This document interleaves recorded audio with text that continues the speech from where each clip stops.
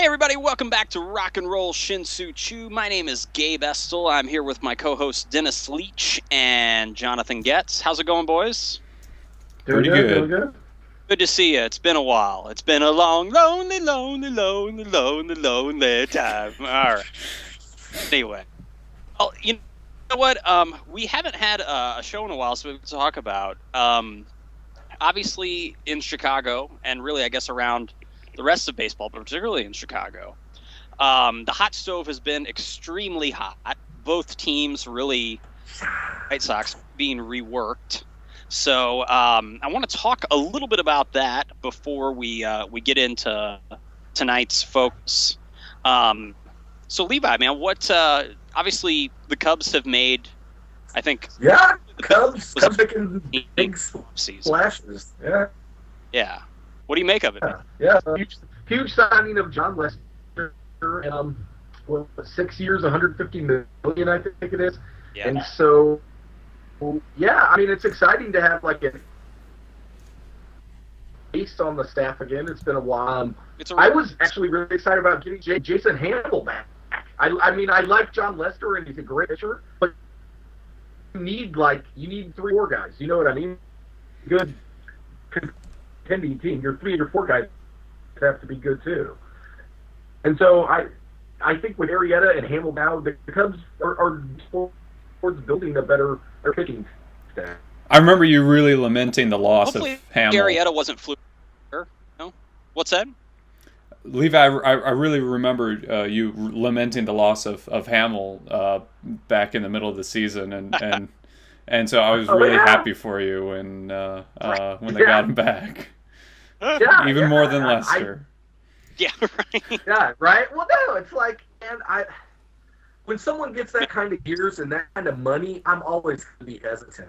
I'm always going to be. I was the same way when we signed Soriano, and so as a Cubs fan, it's like I've been here kind of before, where the big name guy with the big money contract doesn't work out. So I'm just kind of like, I'm going to ease into it, like, you know, at the middle of the season, if he's like still pitching like a stud and his record's awesome, I'm sure I'll have like the Lester jersey, or that I'll be on the bandwagon. You know what I'm saying? But actually, the thing is, you don't even need to worry about you just need to get to the postseason, and that's when you know Lester's going to show up.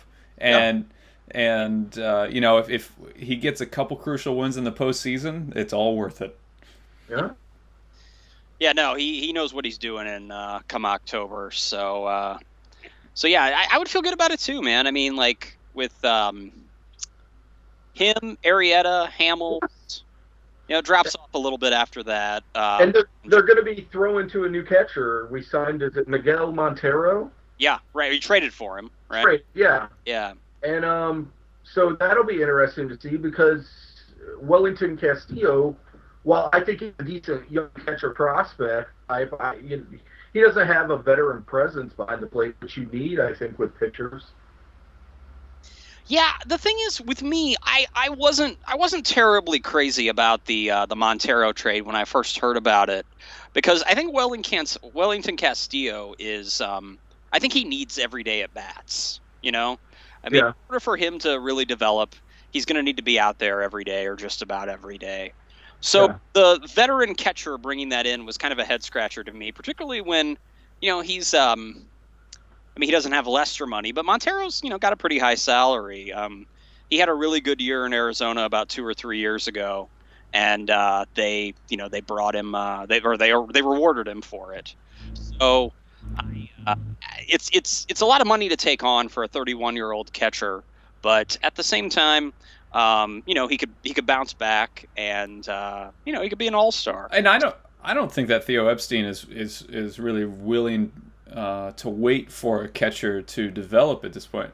I know he's promised not this next year, but the year after. But it really sounds like they're making enough moves that they could seriously contend for a spot in the playoffs next year. So if that's the case, then yeah, how long do you wait for your catcher to come around? Yeah. Yep. To me, the Cubs also need another outfielder. You know, I would have the crop of available outfielders is going to start to thin out relatively soon. Yeah. So, you know, I would jump on that while they can. Hopefully, they can maybe get that deal done before Christmas.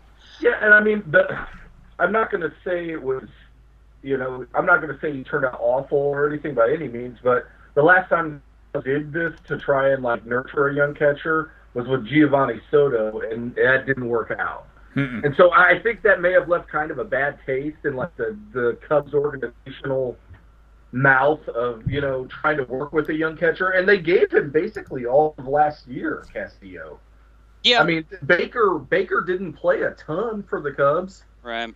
And so I think it'll be interesting to see how it plays out with the catcher thing, because they were talking about maybe doing a platoon, like a battery in them. So yeah. Well, and you always do to an extent. Montero every day. I'm sorry, Jonathan. Go ahead. With catchers, you always do kind of have somewhat of a platoon. Yeah. Whether it be 3 games on, 1 game off, Yeah. or 4 games on, 1 game off. So it'll be interesting how exactly that is split up. I mean, Montero will have to get most of the time. I mean, he's making like $11 million a year, You would I mean, think, so yeah. Well, you're not going to put that guy on the bench. I still think that managers are more likely to go with the hot bat and the guy who's they don't care who's getting paid what. If the catcher's calling a good game, then he's going to give him a better chance. Right. If Wellington tears it up in spring training, it'll be a really tough decision. That'll be interesting. Yeah. Yeah. I mean, then, well, I don't know what type of deals will be available, like in March, but I mean, you got Montero for 3 years still. If you might look into trading Castillo, then you know what I mean. If his value starts to peak, everybody wants a good young catcher. So, especially one that can hit a little bit. So you might look into trading him if he does really pick up the pace in spring training or at the start of the season. Yeah. So. Yeah, good stuff, man. Like I said, I still think the Cubs need an outfielder, but I mean, they made the biggest splash really of the offseason so far. Too bad they can't get Melky Cabrera. Melky Cabrera. Melky Cabrera, right? The hits just keep coming, man. On the South Side, we've really transformed the team. I hope it pans out. We've gone from being a really young team now to being a veteran team, like almost within the last 2 weeks. It's kind of weird, because I didn't think that was the direction we were going to head in. I knew we had some money. There were a lot of contracts that came off the payroll: Canerco, Dunn, PV. So a lot of money was freed up to spend this year, and I knew they were going to spend some money, but I didn't really expect anything like this. I knew they would improve the bullpen. And I knew that they would probably go after a DH. So now, we've added really 5 kind of key acquisitions. We've got Samardzija that we traded for, which is going to be great, I hope.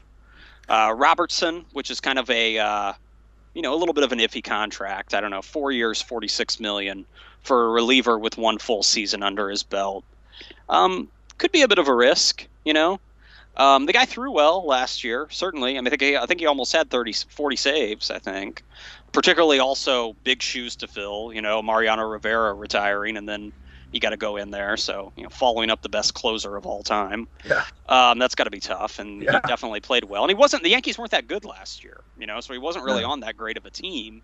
And he's only 29, so I'm hoping it works out. And then Adam LaRoche we got, who's kind of been one of those late bloomers. Adam LaRoche, I think, is like 35 or so, and he's one of those guys that really didn't get good until he turned 30. Those last couple of years in Washington, he's been tough. And then I think he was played for the Diamondbacks for a little while, and he was pretty good there too. But it took him, he's a guy that it took six or 7 years in the big leagues before he really took off. And I think he can, he's a good defensive first baseman. So I hope they, have Abreu still get some time at first base. But I think it's attractive because you can swap those guys out, Abreu and LaRoche, at DH and first. Abreu's defense isn't that great, but, his bat speaks for itself. Yeah. So, but at the same time, I don't want him to totally turn into a DH quite yet. No, I don't know if I want that to happen when he's 26. Yeah, I think he's too young. Yeah. In a few years, sure. So, from what I've read, they're going to try to go with like having LaRoche play first base like twice a week. and then other than that, it would be Abreu at first and LaRoche at DH. So yeah, so hopefully LaRoche 2-year deal, nothing crazy. And if he puts up the numbers like he did in Washington, it'll be a really good signing. And then also we got Melky Cabrera. So that's a big acquisition. He's a guy that didn't he get in trouble a few years ago? Didn't he get popped? Yeah, he got popped when he was on the Royals. Yeah, I think he got popped when he was on the Royals. Mm-hmm. Okay. I knew that he had served out a suspension. Hopefully that's behind him. He's only 30. He's one of those guys that I thought was older than that. And he can hit. He hit 300 last year, and he's got power. He'll fit in really nicely with Abreu in the lineup. That's going to be a real boon. And then our other acquisitions was we got this guy who actually used to be a starter. Milwaukee converted him to a reliever last year named Zach Duke. He's a veteran player as Pittsburgh, well. Yeah.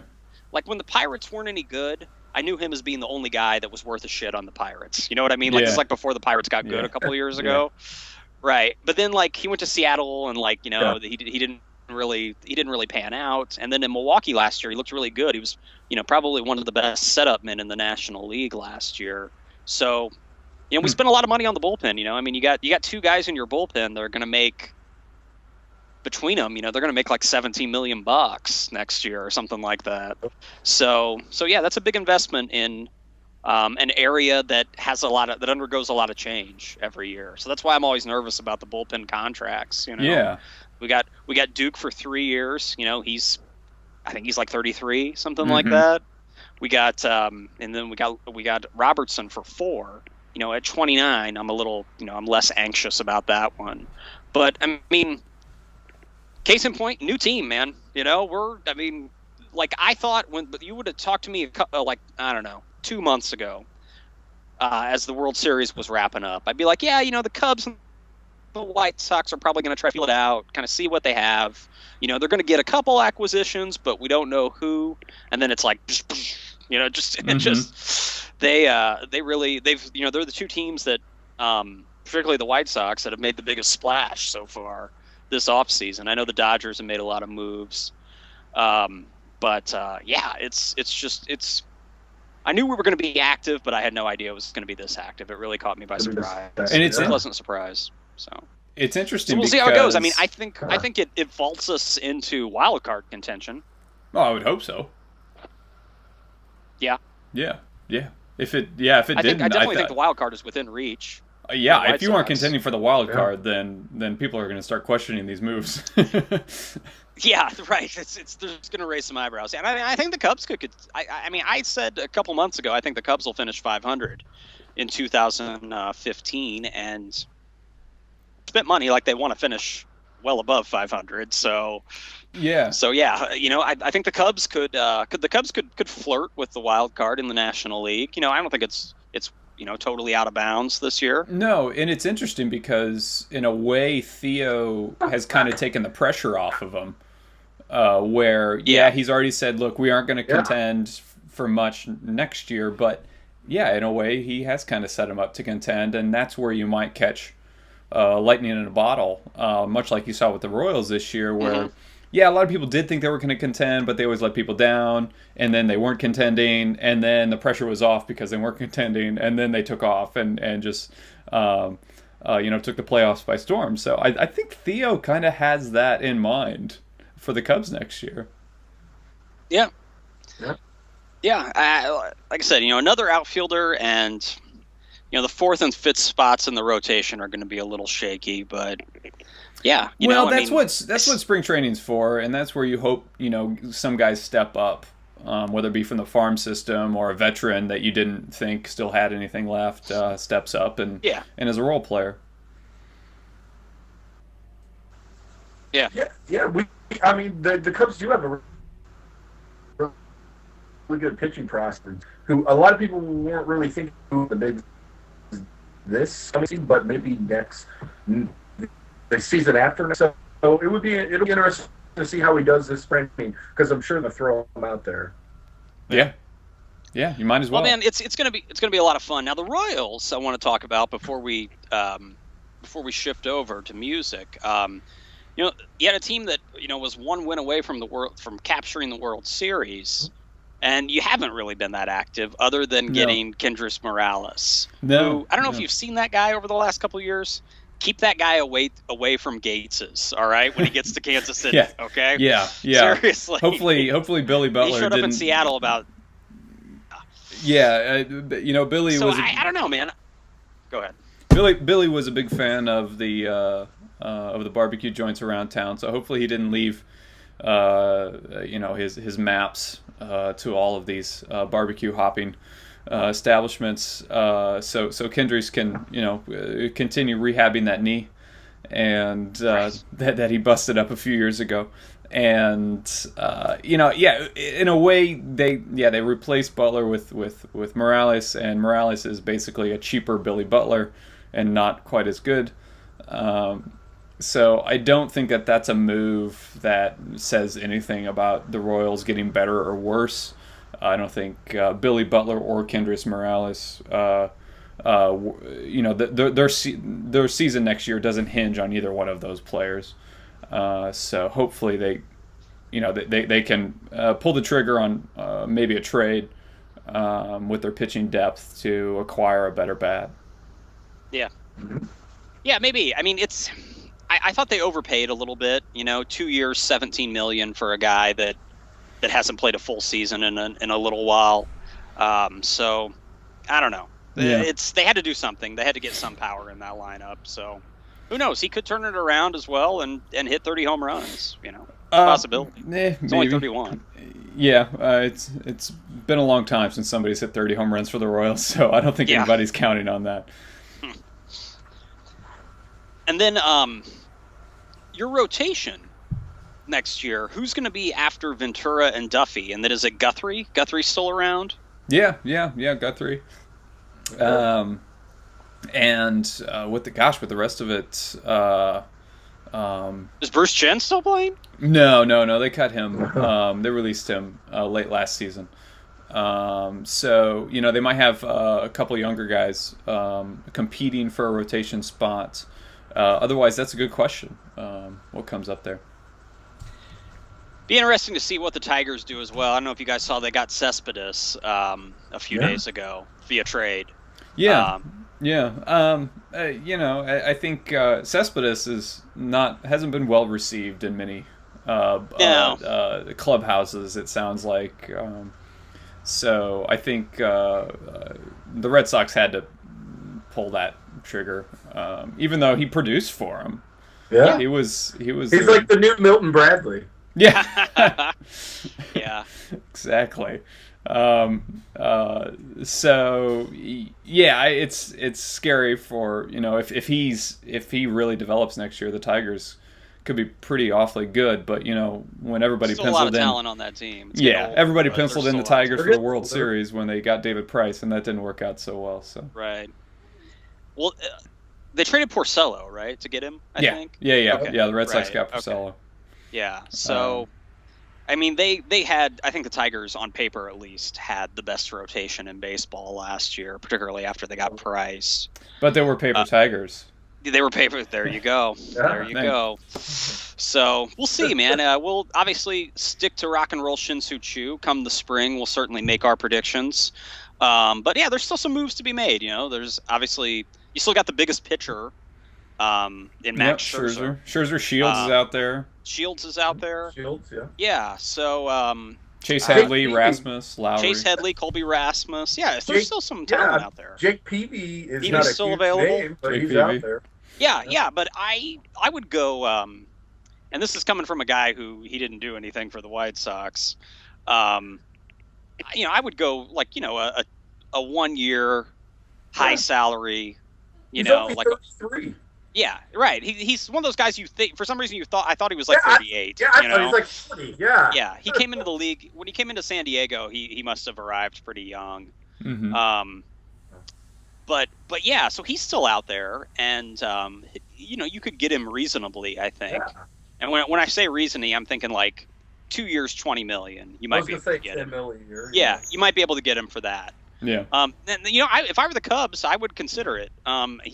his injury record sucks. Yeah. I can speak to that, but I mean, then you'd have 4 solid starters if you got him, and that could get it done. Pending PV's health. So yeah.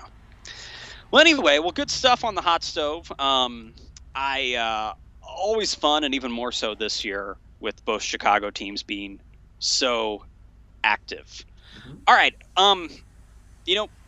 the hot stove season is still underway. The music season, if you want to call it that, coming to a close. Right, just a couple weeks left in the year, and I wanted to talk to you guys about what you thought were the best albums of 2014. The way for the fans at home, the way we set it up is each of us are going to choose. We've chosen 3 that we're going to share with you. And then, guys, what I thought I would do is if we've got any more, I'm going to post some of those on Facebook as well. Maybe like a list of 6 or 7 or something definitely. like that. Yeah. So, we can have some more fun with it online on Facebook and Twitter. So, so we're going to do 3 each, give a little bit of rationale about why we think these albums worked so well. And then after that, we've got a conversation about some folks who are still putting out albums and still touring, but maybe they shouldn't. So we'll get to that as well. I think we'll go around here. Levi, do you want to start us off with your 3 records, man? What really grabbed your ears this year? First off, the first album is an album by a band called Brownout. And the name of the album is called Brown Sabbath. Okay. And a lot of people are going to be like, wow, that's really weird. Well, what it is it's a bunch of Latin Americans playing Latin American style music, but it's all Black Sabbath covers. And that's it's a awesome. really, really cool concept for a record. Oh, yeah. And the singer is excellent. Sounds a little like Ozzy. And the whole record is just full of congas and horns, and you wouldn't think it would work with Black Sabbath songs, but it does. I can't recommend it enough. I was just driving around listening to it in a friend's car like a week ago. So before we were thinking about what our topics would be for the show, I knew I wanted that album to be the first one I chose. Is it all Ozzy stuff, or they do any Dio tunes too? As far as I know, it's just Black Sabbath with Ozzy. Okay. Yeah. Makes sense. Right. I don't know if they're coming out with another one. I had heard they possibly might make like a second volume of it. Do Heaven and Hell in its entirety, right? No, for you, Gabe, they're doing Technical Ecstasy, buddy. Oh, man. I like that record. I like it a lot. A lot of people don't, but I like it. I also like Never Say Die, and a lot of people hate that one. So. Oh yeah. The later Black Sabbath, a lot of people hate it, man. Divisive. I don't agree. Yeah. I don't. I like them too. Anyway, so. Yeah, my second pick was an album by a guy named Sturgill Simpson. Oh yeah. And he is a new country artist. He plays basically country music that kind of reminds me of like outlaw country days. Yeah. And the first thing that really drew me to him was he was playing on, I think it was like a PBS or Palladia or one of those music shows, and I couldn't see the TV.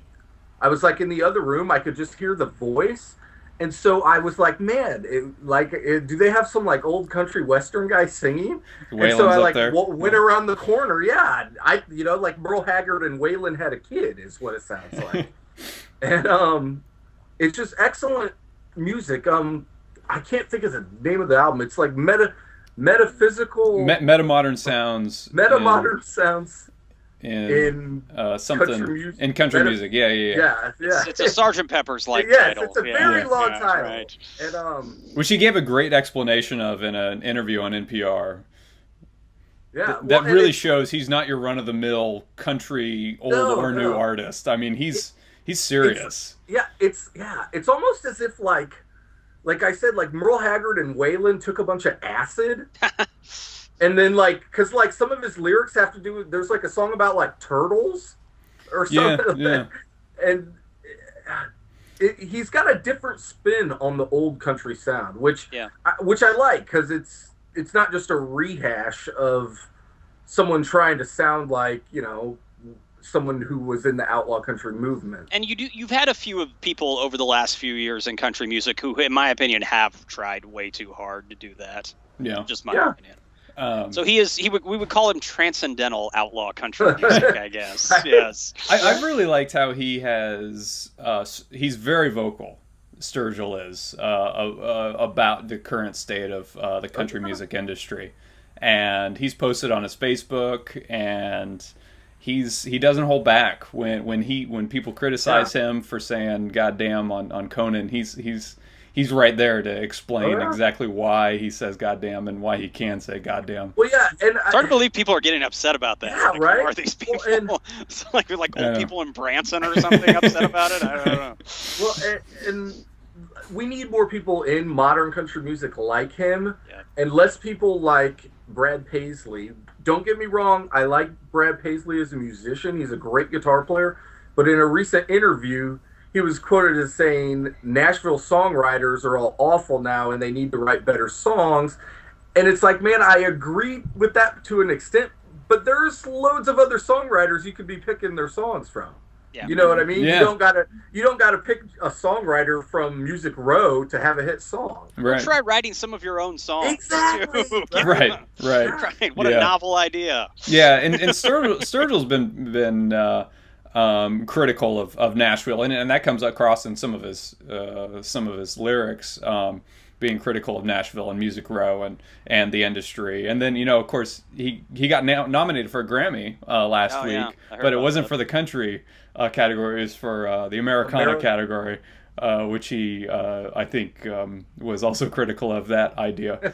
I didn't know that they even had that category. Americana, right? Yeah. I mean, it's basically for real country, not pop country. Because the country category. I mean, that's pretty much the Grammys saying country is pop, and what was country 30 years ago is now Americana. Mm-hmm. Yeah. Like I said, just to follow up my point, I said that there's kind of some outlaw pretenders out there right now, in my opinion, like people that kind of they toe the line, but then they put out music that I think can be a little contrived. I'm thinking about people like Jamie Johnson, people like Zach Brown. I mean, I just don't buy it. But Sturgill's the real deal, I think. Yeah. So. He has. I don't want to say like a street edge to him, but like he has more of an authentic feel to him than those people. Oh yeah. There's no filter. There's no filter on him. Right. Yeah. Yeah. Buddy of mine saw him in Chicago a couple of weeks ago and said it was phenomenal. Just a killer show. Nice. His band is just really tight. Oh yeah. And the show was sold out. They played at a newer venue, a smaller place called Thalia Hall. Mm-hmm. Which just opened within the last few months, and so it's sold out. So he said that just the place was really rocking. So nice. Yeah, he was in KC a couple weeks ago. I couldn't go, but he remarked while he was down there that he was glad that he quit his job on the railroad for 4 years to at age 30 or something like that to pursue his music career, and this is where it's gotten him. Granted, selling out a venue of 300 people isn't a lot, but it's significant. Good start. Yeah, and obviously he's a rising star, so you can make a living on it. Yeah. Right. Yeah. It'll be curious to see how big he gets. I'm curious to see how big he gets because he doesn't seem like the guy that's kind of like built for arenas. You know what I mean? Like I don't see that happening. He's not Garth Brooks, but but he'll start to, his audience is going to grow because I think a lot of people who might not like a lot of country music would probably dig him. Yeah. I mean, I can see him selling out like pageants and Riviera. Yeah, I could see that. I could see him moving up to bigger theaters. Definitely. I think that might be like a year away. I mean, that might be closer. Right. So. Well, for my third pick of the year, and I'm going to be totally honest, I'm an old hermit classic rock and roll guy. And so if you didn't notice, one of my first picks... Levi, how was Uriah Heep's new record? Right? And so I've had it since Black Friday. This came out on Record Store Black Friday, and it's limited edition. It was only available that day, and it's called The Stone Side of the Mule. Oh, okay. And it's Government Mule doing all Rolling Stone songs. They do Under My Thumb, Monkey Band, Heartbreaker, Painted Black, Angie, Ventilator Blues, and Shattered. And it's good choice with Ventilator Blues. Yeah. Jackie Green is on here with them as well. there is a saxophone player. I'm trying to think of the guy's name. Is it Ron Holloway? Steve Elson is the guy's name. No, Steve no. Elson. And it's even Matt Apps sings a song. There's like a picture of Matt singing. Nice. It's a really, really fun record. And in response, I guess this is was kind of tied in. They're releasing either this week or next week a Dark Side of the Mule. Yeah. Oh, and really? It's going to be the Mule doing all Pink Floyd songs. So, really? Yeah. Two of my favorite records are new bands doing old bands' music.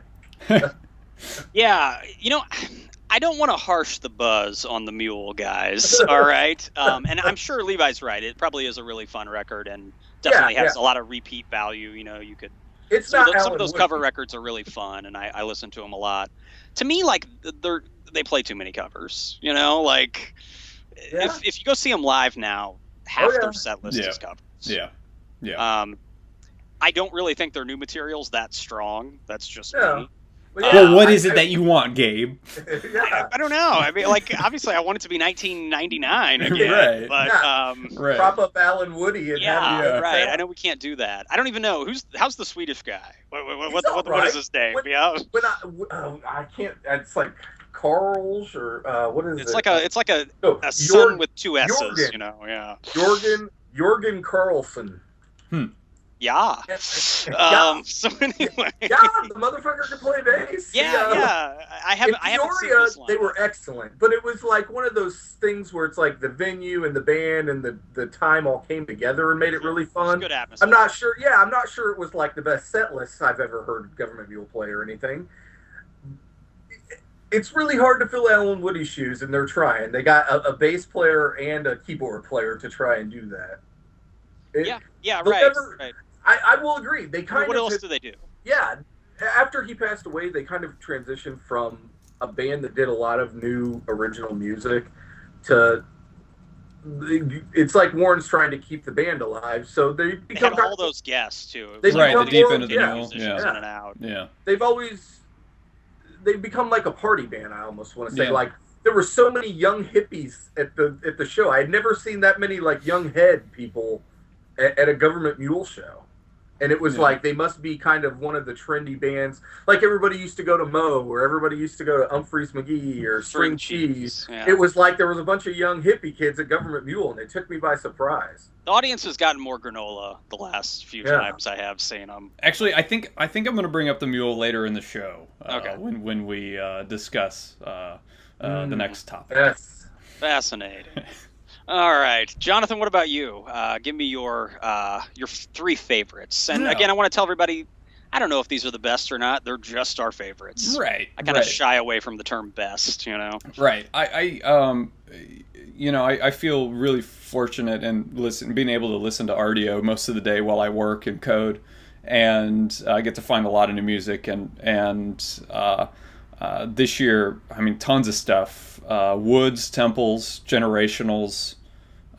Gosling is a really great record by Gosling is a Australian girl woman that she sounds like Leonard Cohen at times. It's pretty cool. She's been smoking unfiltered cigarettes since she was 4. Yeah, well, more the songwriting structure. Yeah, I guess. Right. Alt J, Sturgill Simpson is definitely on there. St. Vincent, Merchandise. Another great Brazilian band. I think they're Brazilian. Banda do Mar. Was also really great.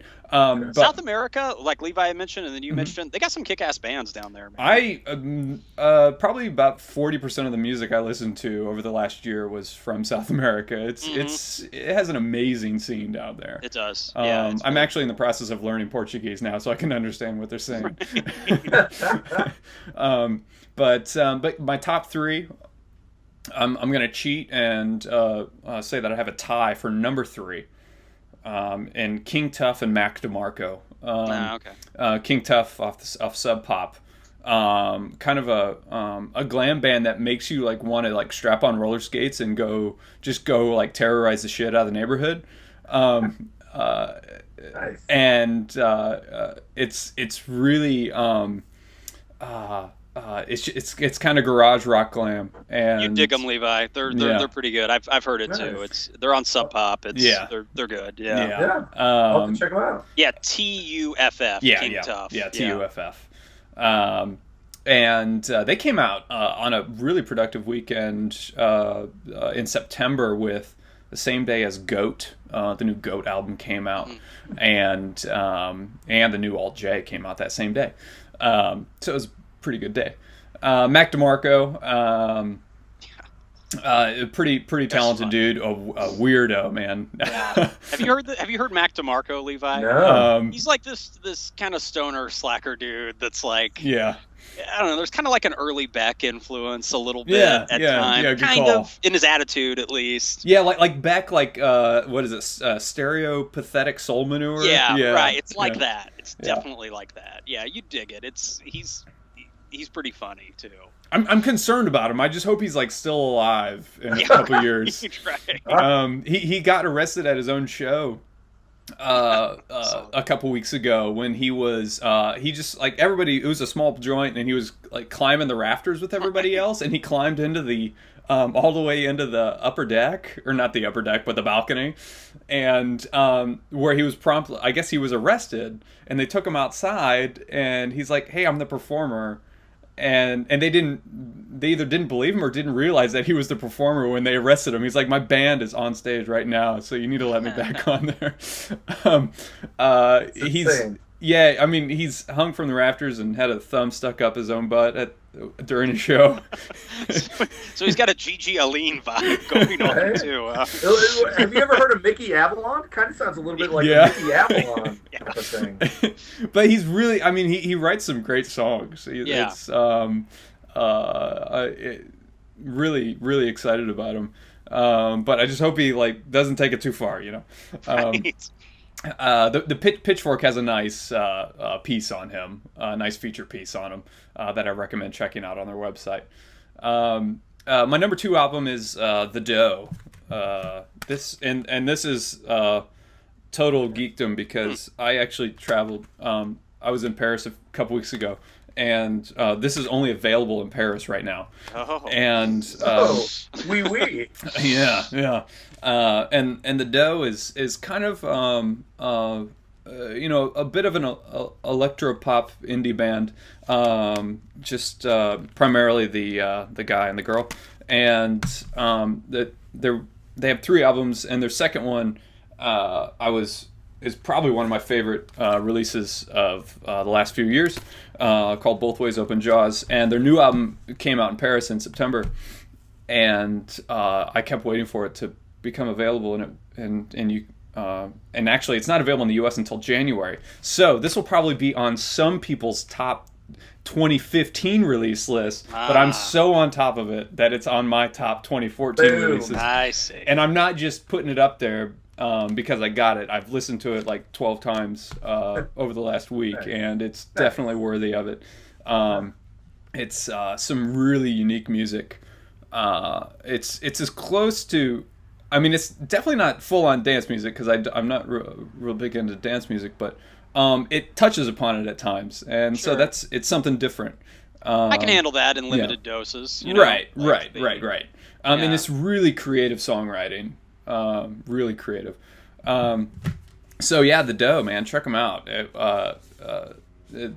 They're from Sweden or Finland and Paris. One of them is from each.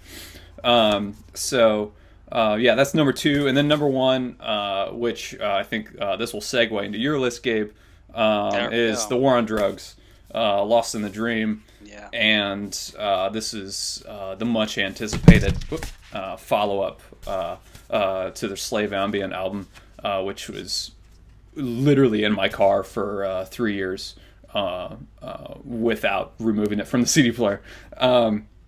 Because they sound awesome in cars. For some reason, I think The War on Drugs sounds amazing in a car.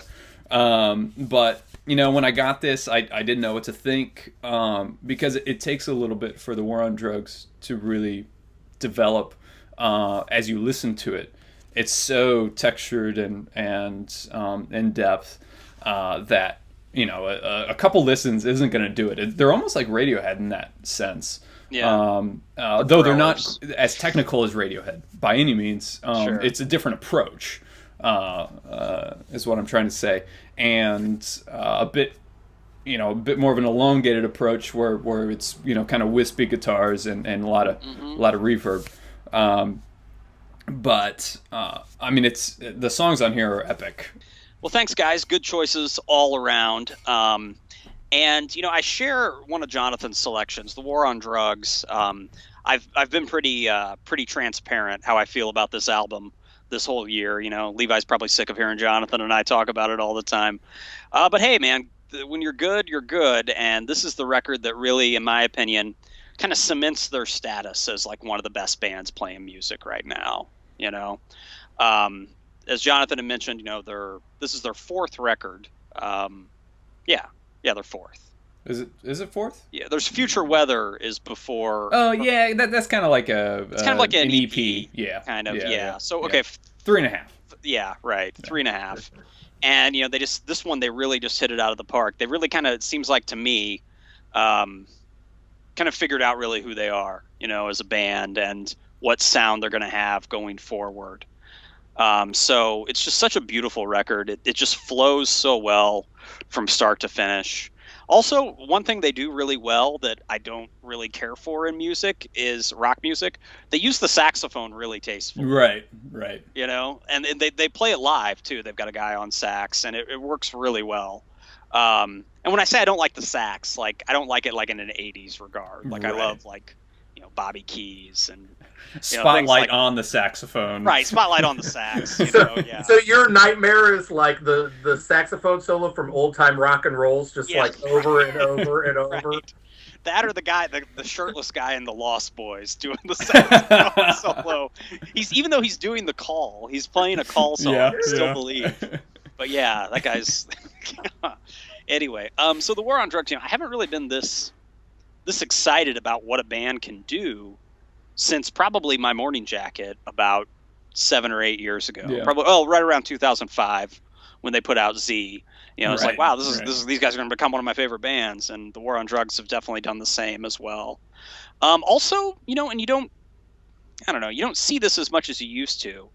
Adam, and we can't figure out how to pronounce his last name.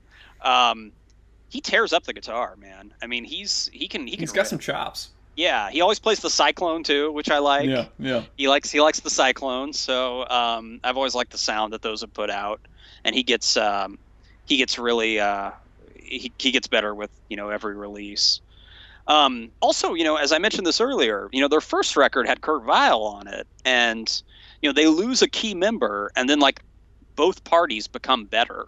Mm-hmm. You don't see that often. Like Kurt Weill leaves and just puts out a couple great records, and the War on Drugs do the same. So it's a pretty talented circle of people there in Philadelphia. Mm-hmm. So my other two favorites, this is a band that actually I read recently on Facebook that they just broke up.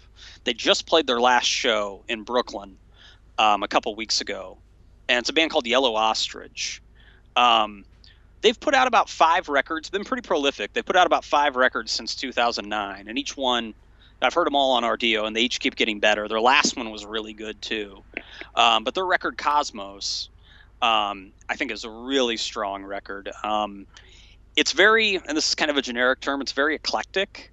Like they've got Spanish guitar on some songs, and then other songs are really just kind of gnarly and rock. They've got a connection to, I don't know if you guys have heard Bishop Allen. They've got a connection to that artist as well. So I'm sad that, they're not going to play anymore, but they left us with a really, really good LP that I think everybody should listen to. It's one of my favorites. And then my third act is, someone who, if you would have told me like a year ago, this person will put out one of the best albums of 2014, I'd have been like, I don't think so. I really like I really like the Lana Del Rey record, Violence.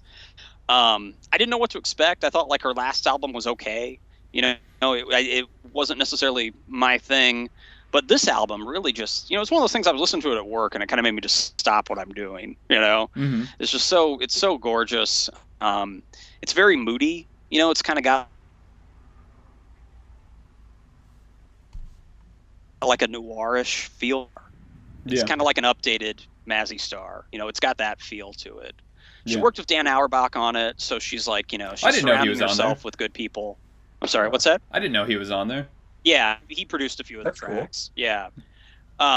So, I'm really excited about what she's going to do next, and it's well written. The lyrics are like kind of tongue in cheek, but the music is very moody though.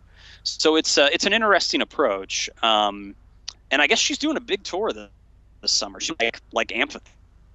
So that'll be interesting because I don't know.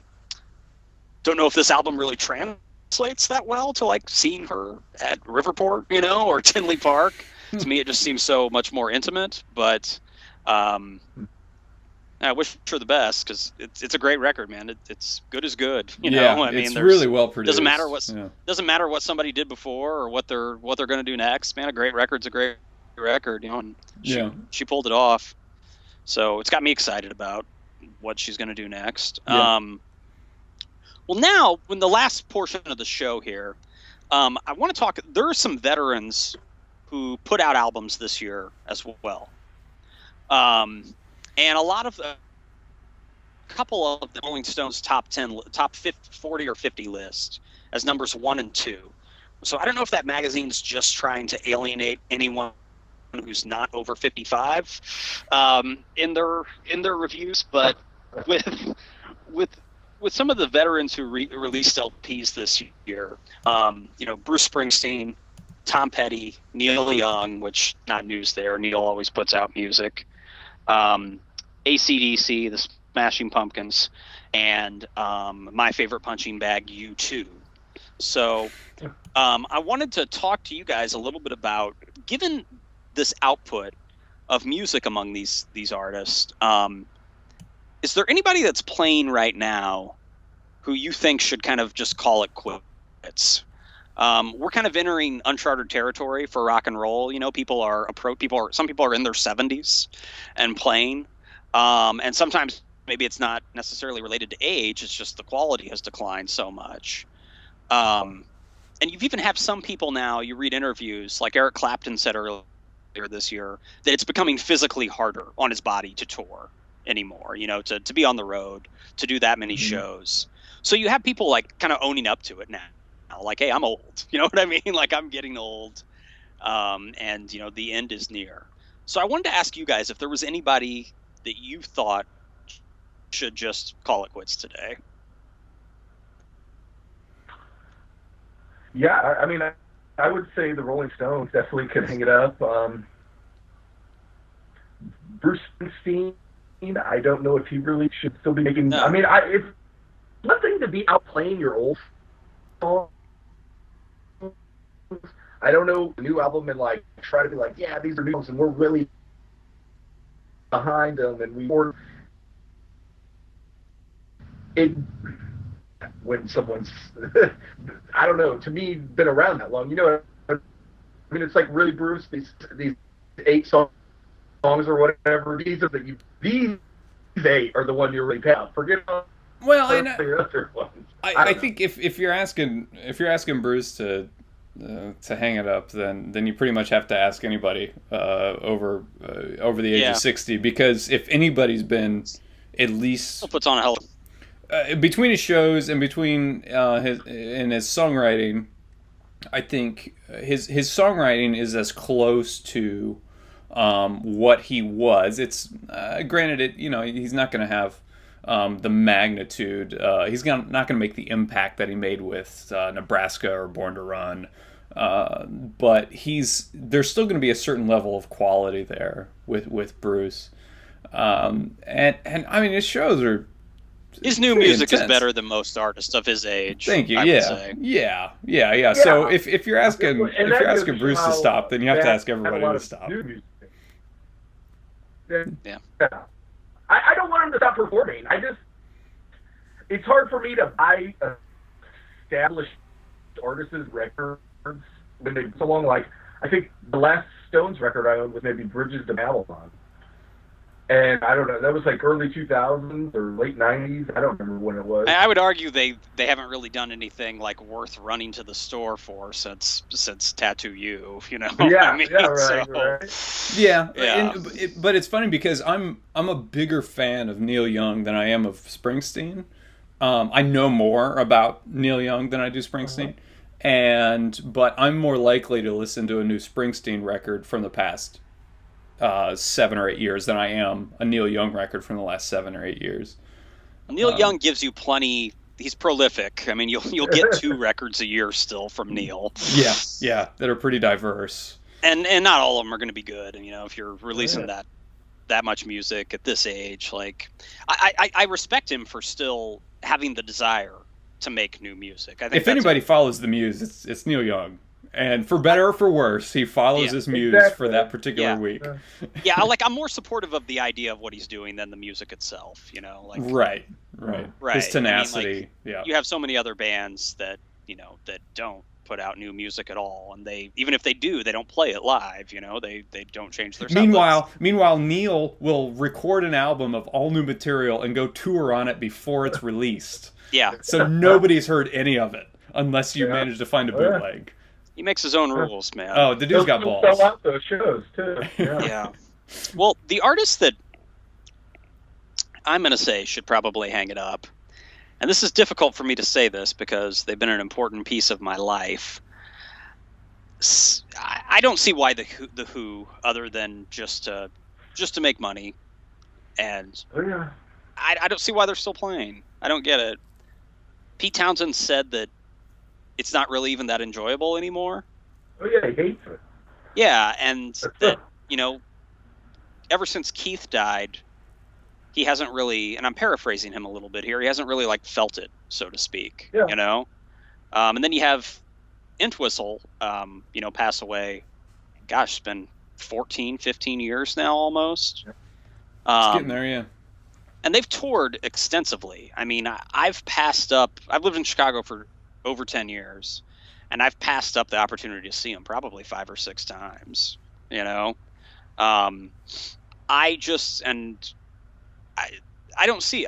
I just don't get the point anymore, especially when they're not doing anything adventurous live.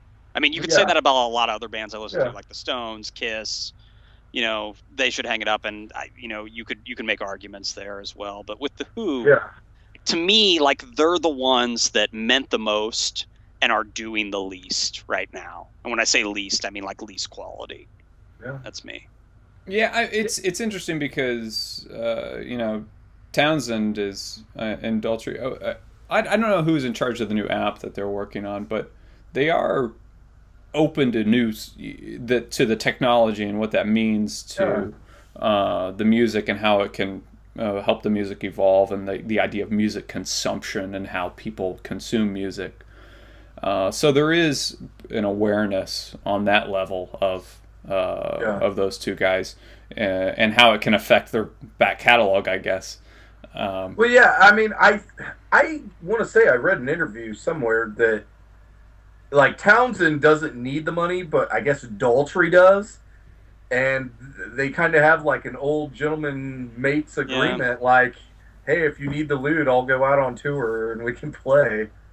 The clock's ticking. There's not much time left with those two. Yeah. Well, and you know, Daltrey's done the solo tours. Right. While Townsend, I don't know if he's ever done a solo tour, at least in the United States. Maybe a benefit show here or there. I don't think he's done like a full-fledged tour. Right. At least recently. Right. Yeah. So at the end of the day, with that, you're gonna get, you know, a kind of a greatest hits tour pretty much every time, unless they're doing Quadrophenia in its entirety or Tommy.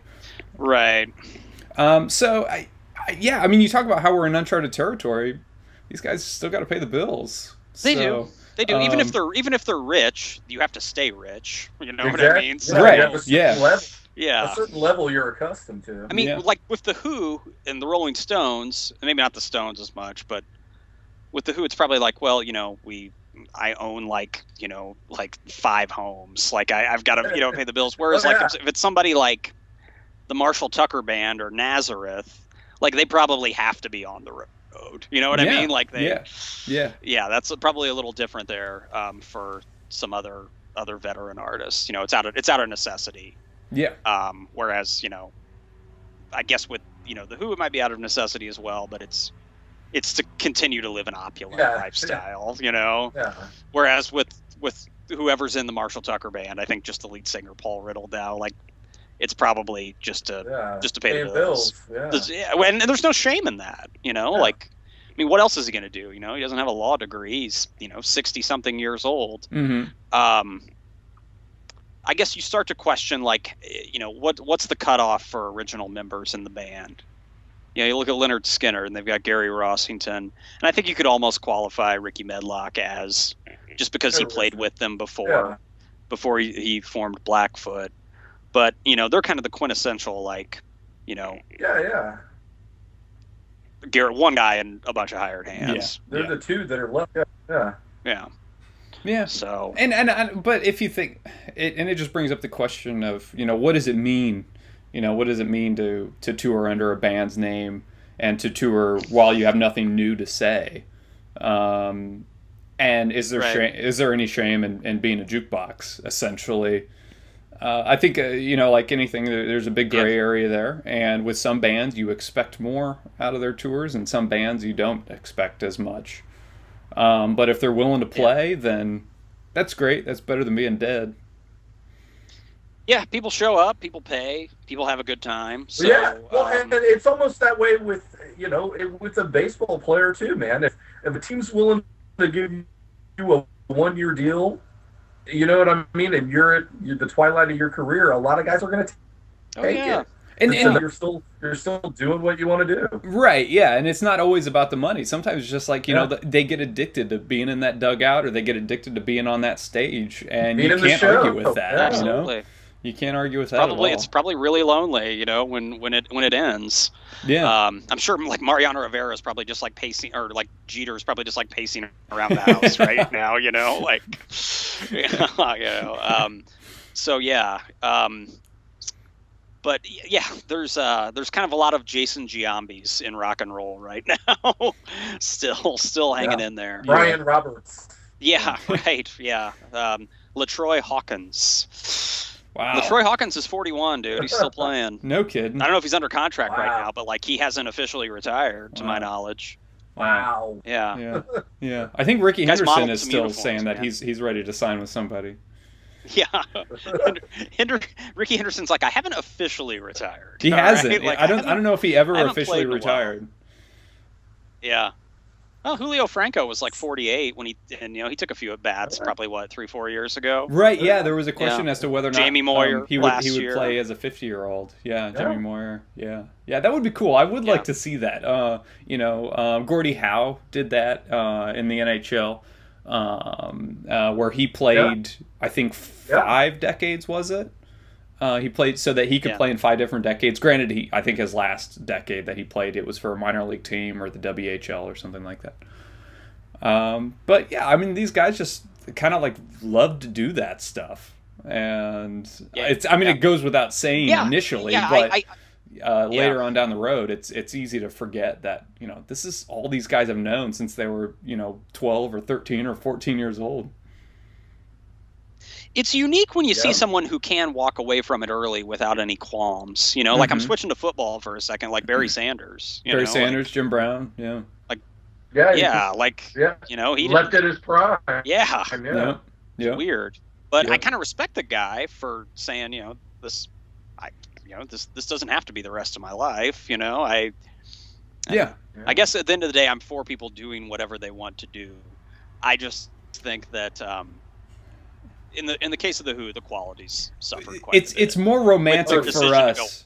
Right. It's more romantic for us, the consumers of what they produce, when they do it, when they step away, when they're still on top. Granted, we don't want them to die, because then it's like Jeff Buckley and you're really bummed about it, or Shannon Hoon or something, and you think of what could have been. Yeah. But when let's say that they like produce 8 albums and they're all really great, or really good, and then they step away, there's like a bit more respect for that, even though it's like, the alternative is them like still producing music, though it might not be as good. So, you know, it's it's definitely a different viewpoint from our perspective than it is from their perspective. Pete Townsend is not going to write the equivalent of a song at 67, 68 that he wrote at 25. It's just not going to happen. You're in a different headspace. And he's in a different headspace, and we are in a different headspace.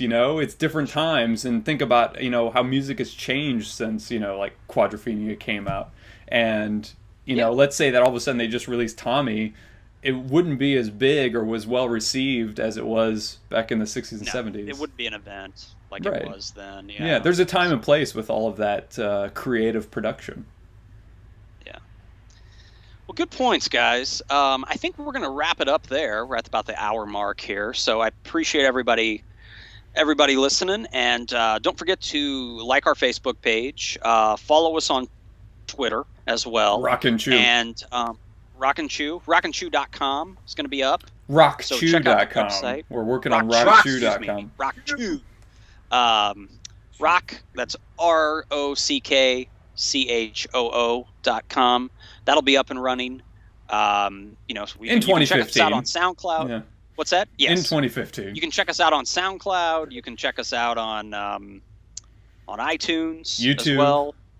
YouTube. Yeah, we're everywhere. So we're living in the 21st century. There are just multiple ways to get your fill of us. Write us a letter. Write us a letter if you have to. Yes, that's fine too. Bring it. Yeah, carrier pigeon. So yeah. But anyway, it's been fun, guys. I will see you next time, and keep up the good music and have a good holiday. You too.